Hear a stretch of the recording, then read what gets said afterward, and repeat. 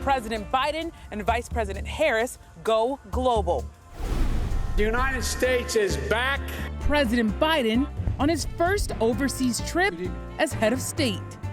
His primary goals, reaffirming European alliances and trust in American democracy. Meeting first with the British Prime Minister and then with the G7, NATO, and the European Union. Later, a one-on-one with the Russian president. Do not come. Do not come. Plus, Vice President Harris heads to Central America to focus on immigration and faces scrutiny from all sides. Next. This is Washington Week.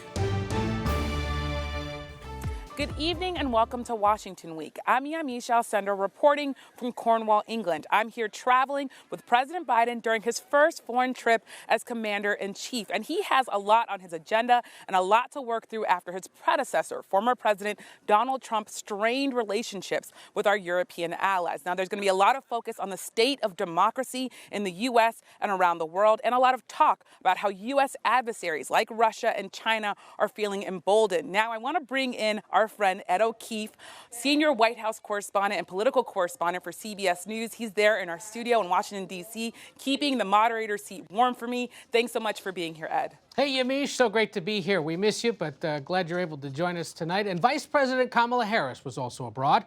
As I saw firsthand this week traveling with her, she faced challenges as she visited Central America in hopes of addressing the root causes of migration. Joining us tonight with more on all of these stories are three essential reporters covering it all. Jonathan Martin, national political correspondent for The New York Times, and joining me here in the studio, Anna Palmer, founder of Punchbowl News, a political newsletter, and host of the Daily Punch podcast, and Vivian Salama, national security reporter for The Wall Street Journal. But first, Yamiche, let's turn to you. Ultimately, what is President Biden hoping to accomplish on this trip, and what have we learned so far about how he's going to do that? Well, President Biden really wants to reaffirm the ties that the U.S. has to our European allies. A lot of these European leaders were traumatized because former President Trump really did have a lot of hostility toward NATO and G7. He even openly questioned whether or not these organizations needed to exist. So there's a lot of strain there. And I've been talking to White House officials, including National Security Advisor Jake Sullivan. They say that the way that President Biden is really going to try to reassure our allies is going to be showing action. And you already see the U.S. now pledging 500 million COVID-19 doses of the vaccine to struggling nations. That's also going to be coupled with the G7 together donating 1 billion. So what you see there, billion doses that is. So what you see there is the Europe and the U.S. trying to work together to try to reassure the world that we are in fact working together. I will say though that these vaccine donations, they aren't going to be happening overnight. They aren't going to be happening for some time. And they did come with the U.S. facing a lot of pressure to do more on the global stage when it came to vaccine doses. Yeah, the incredible thing about that timeline is that most of the world may not see a vaccine in their arm until next spring. One of the incredible developments of this week. But, he's in the UK now, Yamiche. He heads to Brussels after that. But everyone's waiting for this meeting with President Putin next week. What are the most important issues at stake as the American and Russian leaders meet? Well, this is going to be an 8-day, 3-country trip for Joe Biden, President Biden. But the big show, as you said, the big event is going to be in Geneva, Switzerland, when he meets with the Russian president. And there are a lot on the agenda there. The thing that President Biden wants to keep saying is that he's going to have a firmer tone with Putin than his predecessor, Donald Trump, did, who really was seen as very cozy to the Russian president. President Biden is going to be wanting to talk about human rights. He's going to be talking about ransomwares and hacks that were carried out by criminal gangs reportedly stationed in Russia. So there's going to be a lot of talk about that. And European leaders are really watching this and trying to understand how European allies can really trust the U.S. again. And the stance against Russia is going to be a key thing that they're going to be looking at going forward.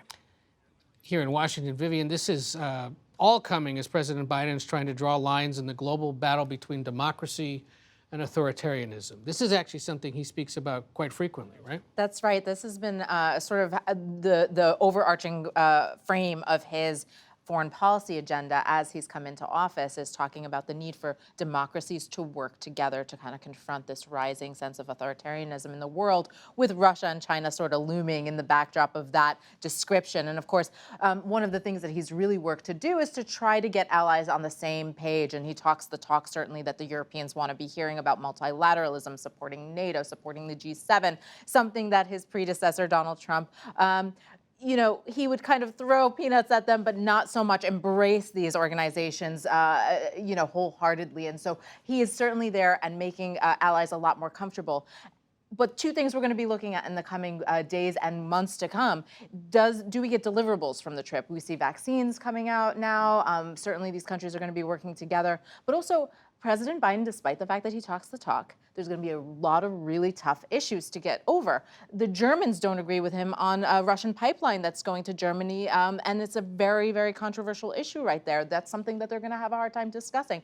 President Macron of France also pushing back on this idea of a united crackdown on China. He says that that is a really risky move. And so those are a couple of issues that you're going to be looking for as the president tries to kind of pursue this policy of his. It's always fascinating when they all get together because they're also all in different political cycles. Some have just won, some are getting ready for re-election, some are leaving, like Chancellor Merkel. So always makes for fascinating theater. Jonathan, while the president's abroad, there are fresh headlines back here at home reminding the world of what it used to be like. The New York Times was first to report that Justice Department officials were seeking the phone records of Democratic members of the House Intelligence Committee. These reports of authoritarian-style moves against the former president's critics seem to throw a wrench a bit into the president's push to promote democracy, especially since it's now Biden's Justice Department that's cleaning this up, right? Well, and you hear this, or certainly our government hears it all the time from our allies and adversaries abroad, Ed, which is how dare you lecture us when democracy was sliding in your own country. And this will be the kind of thing that people abroad seize on. Again, even our friends and certainly our adversaries to say that, clean up your own house, your own mess. And it does create challenges. Biden clearly wants to move on from this Trump, but this is the kind of thing that Democrats are, especially on the Hill, are going to want accountability of. And for Republicans who want to move on from Trump, this is just one more piece of evidence that it's going to be difficult for them to do that, given what happened in the last 4 years, and given the fact that much of their base, Ed, doesn't want to move on from President Trump. They still view him as the leader of their party. So bottom line, the long shadow of Donald J. Trump still looms here in mid-June of 2021. And as that shadow looms, Anna, specifically in the wake of these reports, what is Congress planning to do? How is it responding to all this? Yeah, it's not just going to go away. It's not going to be a story that just disappears, right? We've already seen Senate Majority Leader Chuck Schumer, as well as Senator Dick Durbin, the chairman of the Judiciary Committee, calling for former Attorney Generals Jeff Sessions, Bill Barr to testify, and saying even if they don't testify, they plan to try to subpoena them. Of course, in the Senate, it always comes down to this 50-50 Senate where power is, fleeting, and so they need to find at least one Republican to support that. If not, I think that they'll punt it over to the House, which clearly doesn't have those same issues. An investigation will happen there. And I do think what's interesting to just note is the fact that you've already heard from the Biden Justice Department. They are clearly trying to draw a line in the sand to say, that was President Trump. We are a different unit entirely. And they're now saying, we would like the IG to do an investigation. That's not going to be enough for Capitol Hill, but that's going to happen in tandem. The IG being the Inspector General of the Justice Department, yeah.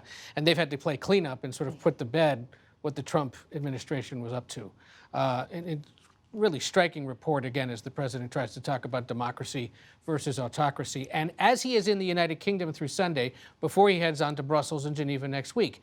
After a stop to meet NATO leaders, Biden is scheduled to meet Russian President Vladimir Putin.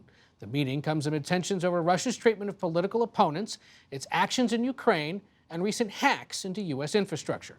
On Wednesday, the president previewed the summit. Here's what he said. The United States will respond in a robust and meaningful way when the Russian government engages in harmful activities. And late Thursday, former President Donald Trump issued an extraordinary statement, recalling his own meeting with President Putin, claiming that in 2018, quote, the United States won much. He wished luck to President Biden, adding, quote, Don't fall asleep during the meeting, and please give my warmest regards. Yamiche, the former president, clearly trying to overshadow the current president. How on earth is that playing over there as these meetings get underway? Well, it really underscores former President Trump's comments here. It really underscores that Joe Biden has a lot of work to cut out for him. Now, you have, of course, Jonathan talking about this long shadow of President Trump still looming here. And that is really true because it underscores that 75 million Americans still supported President Trump, former President Trump, even after all of the things that we saw, all of the unpredictability during these NATO and G7 meetings. So there really is this feeling among European leaders that they don't know if they can really trust where American democracy is. I've been talking to experts who say it could take several election cycles for people to really see American democracy as going back to the Joe Biden vision of the world. That said, this is a high stakes meeting, right? This is Joe Biden in some ways giving stature to President Putin here, making the case that he wants to meet with him one-on-one. He got big cheers here in the UK when he landed and told U.S. troops that he wanted to tell Vladimir Putin the things that he came to tell him. Even though there were no details there, he was really implying that he was going to take a firm stance against the Russian president. And I remember being in Helsinki, Finland, when President Trump stood before reporters and said he believed the Russian president over U.S. intelligence agencies when it came to meddling in U.S. elections. So that's the work that Joe Biden has to work through. He has to change that tone, and we're going to see a changed tone here. But I think U.S. officials, especially White House officials that I talked to, they're trying to lower expectations for what might come out of this meeting. And you're also hearing that the real goal here is for Joe Biden to just really underscore that the U.S. is strong, that even though things might have shifted during the Trump era, that America is back. So there will be real questions afterwards, but President Biden has a very clear agenda here. Yeah, Vivian, I kept hearing the White House National Security Advisor say this week they're meeting because they're in disagreement, because there are things to discuss in person, not because he's trying to elevate him and thinks of him as a friend. But Putin does seem to be, in essence, trolling Biden ahead of the meeting. There's this Russian court decision that outlaws opposition leader Alexei Navalny and his political party. There are reports that Russia's getting ready to sell Iran some satellite technology. This is clearly designed to sort of rattle the United States ahead of this meeting. How are they responding to it all? It cannot be stated enough at how shrewd President Putin is as a negotiator and just his general tactics. Remember, he is a former KGB official, and he is very, very good at sort of figuring out who the person who's going to be at the other side of the negotiating table is. So he is basically trolling very intentionally President Biden ahead of this meeting to show, you know what, I can do whatever I want, and it's not up to you to tell me how to run my country. And so the way that President Biden is going about this, and the way that a lot of the European allies that we have are looking at this, is that China is perhaps one of the biggest challenges that the world faces. But right now, Russia is the biggest threat. And so President Biden is getting a lot of pushback about this meeting, saying, you know, you're dignifying his actions, and you should not be meeting with him. But he says it's because he's the biggest threat that we need to meet face to face so that he can confront him on issues like election meddling, like cyber attacks on critical infrastructure and on government software. And so whether or not they come out with any agreements or not, it remains to be seen. President Biden really likes to stress that he had a relationship with President Putin before coming to office. He was the most skilled at foreign policy, he used to say on the campaign. And so we'll see if that translates to real results with Russia to ease the tensions right now. They're not allies, they're not enemies. Is frenemies fair, or is it something worse than that? I mean, you could call it that, but really the way that the administration is framing it is that they are competitors who we want to cooperate with, and same goes for China. Let's turn to Vice President Kamala Harris on this side of the globe this past week. I was with her as she made her first trip out of the country since taking office. She traveled to Guatemala and Mexico as part of her mission to address the root causes of migration to the United States. As U.S. officials continue to struggle with processing the sharp uptick in the number of unaccompanied children coming across the border, Harris issued a sharp warning to people considering migrating. I want to be clear to folks in this region who are thinking about making that dangerous trek to the United States-Mexico border. Do not come. Do not come. Ed, I wanted to jump in here. You were traveling with the vice president, as you said. What was the reaction to her comments and her visit on the ground? I think there's actually been more comment here domestically to that, and yet there was some gratefulness among Guatemalan leaders for what she said so clearly. In an interview I had done with that country's president over the weekend, he said that the change in administration here in Washington had led to a change in the message, and it was exploited by human traffickers, or the so-called coyotes, that can charge families thousands of dollars to take children or adults up to the border. He said, when the message was we're going to reunite families and we're going to do things differently than Trump did, the president said that the coyotes exploited that, took advantage of it, and this clearer message was designed to dissuade people from going. I think the other thing is that she clearly passed the test of whether she could be on the world stage and engage other leaders. The issue, perhaps, was that there was some botched commentary on other issues regarding her travels, and and so that's what's caused some of the follow-up. But ultimately, also, the Biden administration laid out very clearly what it plans to do to try to stem the flow, and I think that gives us some measurables to sort of grade them by in the coming months and years if the flow of migrants continues. Mm-hmm. And Anna, what's been the reaction in D.C. and especially on Capitol Hill? Yeah, to Ed's point, I think the actual fervor over what the Biden administration is doing on the border, it just continues, right? From the beginning, the Biden administration has really struggled with this. They then gave the political hot potato to the vice president. And you have everybody criticizing her, from Alexandria Ocasio-Cortez on the left, saying her comments were disappointing, to Ted Cruz, who continues to rail on the administration, saying they don't have a plan for what to do next. And so I think the real question is going to be, what measurables do they actually have? Do they actually take some kind of action? And does the Hill feel like they're getting the real information from the administration, that the numbers are going down, that they have an actual plan going forward? Thanks, Yamiche. Thanks, Anna. And Jonathan, to pick up on this point, I want to turn to you, because I think part of the criticism has been generated by her answer to a question in an interview with NBC Nightly News' Lester Holt, when he asked her why she hasn't been to the U.S.-Mexico border. Here's what she said. Okay. Do you have any plans to visit the border? I'm here in Guatemala today. At some point, we are going to the border. We've been to the border. So this whole thing about the border, we've been to the border. We've been to the border. You haven't been to the border. And I haven't been to Europe. As Anna said, in the wake of this trip, she's been slammed by members of both parties. Jonathan, why does this remain such a hot topic in Washington? Well, I think that clip right there is going to be the main takeaway for a lot of folks in politics from her trip. Perhaps not her interlocutors in Latin America, but certainly in terms of the domestic consumption, I think that's going to be it. And I think the VP's folks know that. They regret that exchange.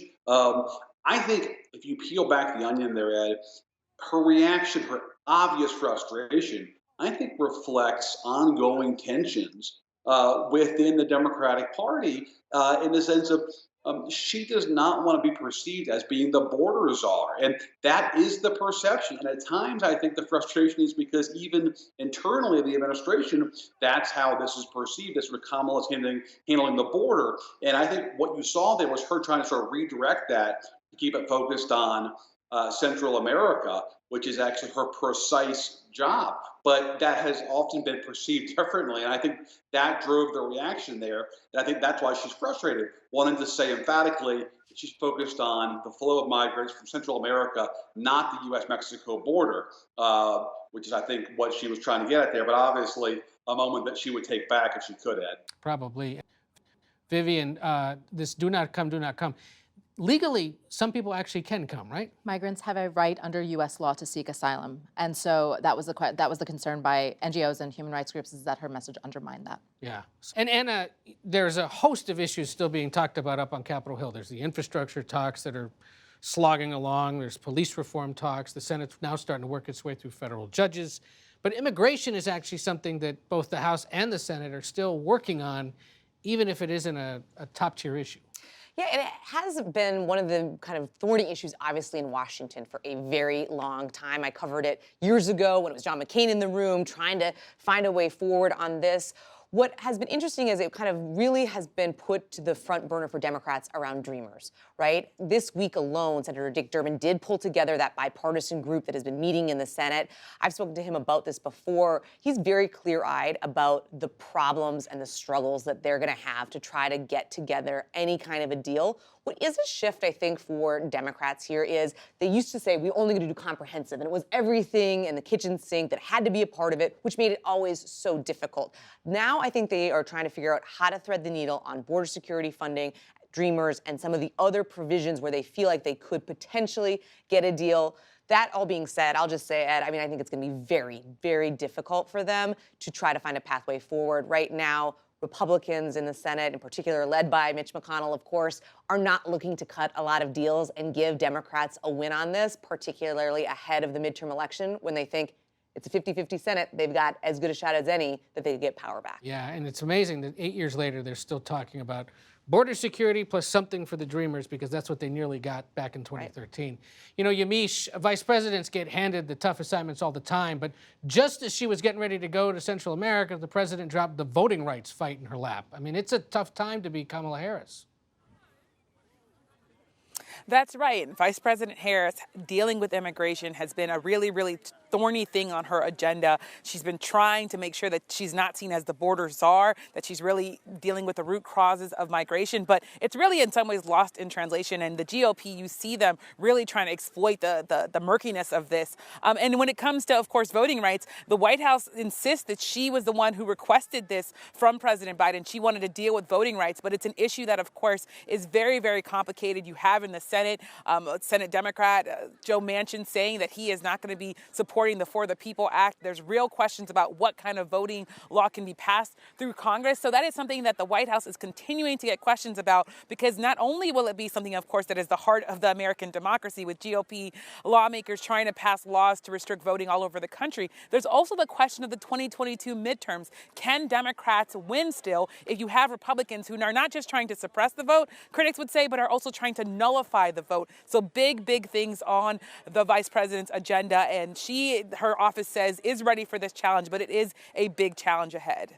It sure is. Well, Yamiche, thank you for that. That's all the time we have for tonight, but we have to leave you a few minutes early in order to allow you to support your local PBS station. Please do. Thanks to Jonathan, Anna, and Vivian for their insights, and thanks to Yamiche for the opportunity to sit here this week. It's been a pleasure co-piloting this transcontinental edition of the broadcast. Yamiche will be back here in Washington next week. I'm Ed O'Keefe. Good night from Washington.